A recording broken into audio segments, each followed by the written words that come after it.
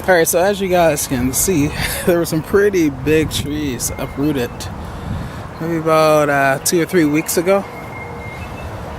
So it's sad because these trees are probably gonna die, but such is life, right? Such is life. Hey guys, Sebbies is here. I do hope this video finds you all in a happy state. So today I want to bring to you the 7, as I see them, the 7 stages of the locking process. Let's get to it.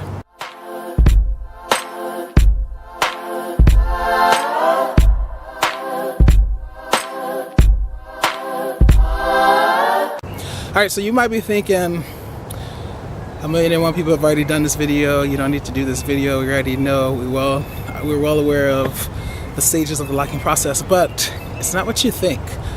You know, I try not to be like everybody else. I try to be original. So I'm not going to talk about the stages that the actual locks go through. I'm going to talk about the stages that the lockers, the people with dreadlocks, that they go through, as I've seen it. Alright, so I have my trusty phone with my notes app here that I am going to look at because I can't remember all these. Brother's getting old. Alright, so the first one is the super excited phase. Now this can be when you first get your starter locks, or it can be even before you get your starter locks, when you're kind of like daydreaming of having like long luscious locks. This is the super excited phase because you're so excited about like getting into the lock game, or being in the lock game, being at the very beginning, of course, with starter locks, but being in it nonetheless, and like you're just filled with so much curiosity and love for locks. So that's the super excited phase. The next phase is the encountering problems phase. So at this point you're like, you may see some buildup. You're like, I need to do some stuff. Maybe I need to do an ACV rinse. You know, you may see some lint. You may think that your hair isn't growing. Yes, you consider that a problem. But it's not a problem. Of course, your hair is growing. It's just not growing on your timeline, according to your timeline, but it's growing. So yeah, that's the encountering problems phase. You know, it comes after the super excited phase for sure. And it's just funny because like I've seen this happen over and over again since I've been since I've been on my own quest. All right, the next phase is the noticing growth phase. So, you know, all right, you're past that 1 year mark and you're like, all right, I see a little length, I'm noticing some growth, like my locks are doing the D thing, and like you're all kind of happy about it and excited, and you don't feel immediately anymore like cutting your locks off because you think your hair isn't growing. So you're like, okay, I think I can do this, you know. So that's the noticing growth phase. All right, then the next phase is the getting into a routine phase. So, you know, while you have your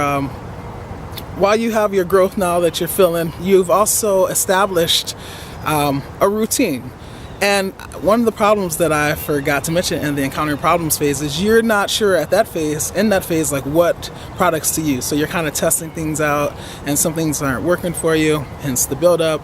And so yeah, but now in the getting into a routine phase, you know what products work for you. You have like go-to products. You know when you're going to do your washes, when you're going to do your retwists, if you're going to do retwists, all that. So you're in a routine and like you're all set. After you've gotten into your routine, then you start to notice even more growth. So you're in the noticing even more growth phase, and that's kind of where I'm at right now. I'm like, okay, I'm seeing some growth, I'm seeing some length, I'm seeing a little hang time, and like it's cool.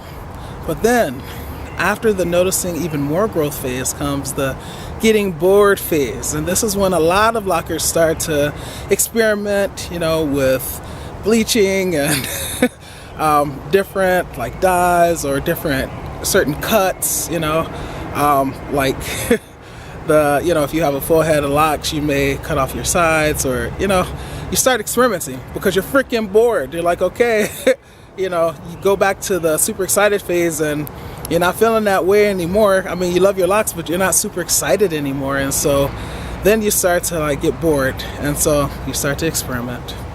So sad. but not necessarily. It can be a good thing too, as long as you're taking care of your locks while you're experimenting. And then, I believe this is last but not least, yes, so this is where there's a fork in the road. You kind of hit a, what do you call that, crossroads. So at this point, if you successfully make it through, wow, there's a helicopter flying over me right now. People, can't you see I'm trying to film a YouTube video? No respect. Anyway, if you successfully make it through the getting bored phase, then you, as I said, you hit the pitchfork, you hit the crossroads. So at that point, some people either decide to cut their locks off, the lock chop, or some people just continue on into bliss and continue growing out their locks. And if they decide to grow them out for an indefinite period of time, then they may decide to get, occasional trims once they actually hit their lock length goal. So this is how I see the 7 stages of the locking process. I'm curious to know where you are, at which phase you might be in, and what will be your fate. Alright, that is it for this video. Please learn to love unconditionally, because loving with conditions conditions the heart to not really love at all. Sebs is out.